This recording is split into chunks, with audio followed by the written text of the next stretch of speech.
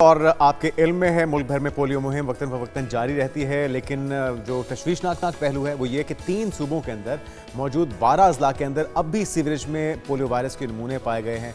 तो आखिर ये सारी जो काविशें हैं, जो कोशिशें हैं, ये रायगां क्यों जा रही हैं? वो क्या इकदाम हैं जो होने चाहिए और अब तक नहीं हो पाए ताकि मुकम्मल खात्मा हो सके? बहुत ही तशवीशनाक बात है। जहाँ पर हम पोलियो फ्री की कैंपेन चलाते हैं, पोलियो फ्री के लिए हम लोग तमाम इकदाम करते हैं, वहीं पर अगर हम देखें तो इस वक्त फिर भी हमारे मुल्क के अंदर जगह जगह पर पोलियो के वायरस पाया जाने इशार के जब हम बैरून मुल्क जाते हैं तो हमें ड्रॉप्स पिलाए का सामना करना पड़ता है, शर्मिंदगी का सामना करना पड़ता है। हमारी पाकिस्तानियों की अलग ही लाइन बन जाती है। इवन आप उम्रे के लिए भी जाते हैं तो वो आपसे पूछ लेते हैं जी पाकिस्तानी तो साइड पे हो जाए, अलग लाइन बनवा लें, और ये आपको जो मनाजिर दिखाए जा रहे हैं, इस तरह से बड़ों को पोलियो के कतरे पिलाए जाते हैं। क्यों? क्योंकि हमारी जो कोशिशें हैं वो बराबर साबित नहीं हो रही हैं। तो वजह क्या है जी?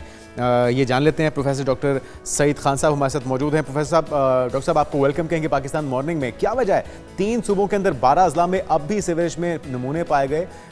मुकम्मल खात्मा क्यों नहीं हो पा रहा इतने साल गुजरने के बावजूद?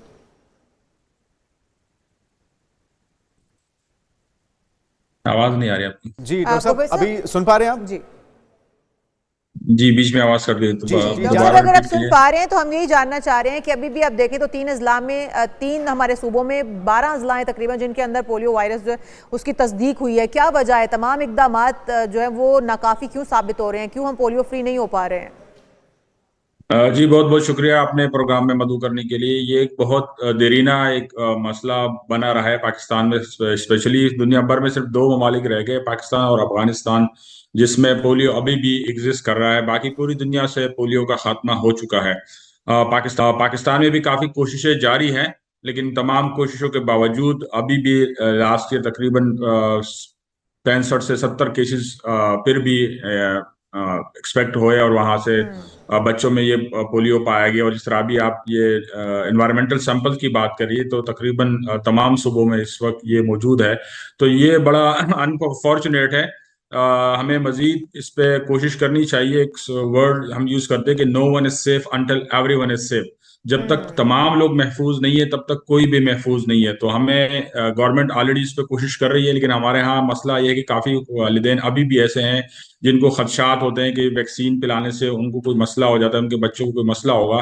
तो ये खदशात दूर करने के लिए अभी भी मजीद हमें कोशिशें जारी तो रखनी डॉक्टर साहब, चाहिए। क्या हुआ? क्या हम देख रहे थे कि गुज़श्ता सालों में इक्का दुक्का पे तादाद आ चुकी थी और लग रहा था कि अब तो ये बिल्कुल ख़त्म होने वाला है। फिर ये एकदम से तादाद में इतना इजाफा होना, 12 अजला में नमूने मिल जाना पोलियो वायरस के, ये सूरत हाल ख़राब कैसी हुई, क्यों हुई? असल में अगर एक भी वायरस मौजूद है तो उससे इसमें मजीद फैलने की खदशा हर वक्त रहता है। और हमारे यहाँ काफी कुछ सेगमेंट्स में वालिदैन ऐसे हैं जो कि अपने बच्चों को वैक्सीन नहीं पिलाते, और जब वहां से एक बच्चा भी जिसमें वायरस पाया जाता है वो मजीद बच्चों को वो बीमारी फैलाता चला जाता है। तो खुसूसन उन एरिया में जहाँ पे एजुकेशन की कमी है वहां पे ज्यादा फोकस हमें करना चाहिए। वालिदैन को इस पे मजबूर भी करना चाहिए और कन्वेंस करना चाहिए। मजबूर से ज्यादा उनको कन्वेंस करना चाहिए कि वो लाजमी बच्चों को, क्योंकि ये माजूरी पैदा करने वाली बीमारी है, ये लाइलाज बीमारी है। ये इसीलिए कैंपेन्स मुकम्मल भी तौर चलती हैं डॉक्टर साहब, इसीलिए कैंपेन्स चलाई जाती हैं। हम मीडिया पर बैठ के कैंपेन्स चलाते हैं, गवर्नमेंट जो है वो गली गली जाके पोलियो के तमाम इंतजाम करे ताकि पोलियो के कतरे पिलाए जा सके। गवर्नमेंट की जानिब से जो इकदाम किए जा रहे हैं उन पर तो किसी किस्म का कोई शक नहीं है। इसके बावजूद भी इनके फैलने की वजूहत क्या है? क्योंकि जिन सूबों में ये फैला, आपने कहा कि अगर एक भी मौजूद है तो वो आगे से आगे ट्रांसफ़र होता है। इसके ट्रांसफ़र होने की क्या वजूहत हैं, किस तरह से ये फैलता है, उसके ऊपर भी थोड़ा सा बताइएगा। और फिर जो इकदाम इस वक्त किए जा रहे हैं वो क्या किए जा रहे हैं? क्योंकि हम देखते हैं कि हमें तो एड्स के तौर पर भी बाहर से भी लिंडा फाउंडेशन की जानिब से भी हमें आते हैं जो पोलियो के कतरे हैं या फिर इंजेक्शंस हैं। इसके बावजूद फैलने की वजूहत क्यों सामने आ रही है? क्या है वो? इसमें अवाम की शमूलियत सबसे वाहिद जो वजह है, उसमें मेन चीज़ है कि गवर्नमेंट तो बहुत कोशिश कर रही है, तमाम एनजीओ बहुत कोशिश कर रही है, और इसमें रिसोर्सेज का भी मेजर इशू नहीं है। क्योंकि जिस तरह आपने बताया कि दो डोनर एजेंसीज उसमें बेताशा इसमें फंड्स वो कर रहे हैं और वैक्सीन फ्री अवेलेबल है।